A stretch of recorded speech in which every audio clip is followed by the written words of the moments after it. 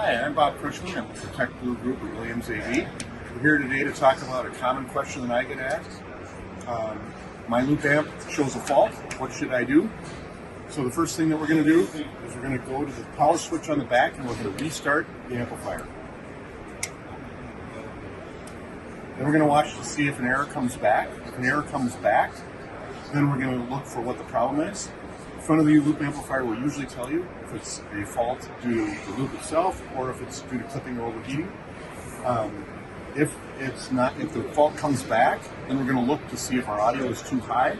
You would do that at the source. So if we have a mixer or a DSP or something like that that is feeding the amplifier the audio, we would go and check that to make sure that somebody didn't adjust it and make the audio level too high.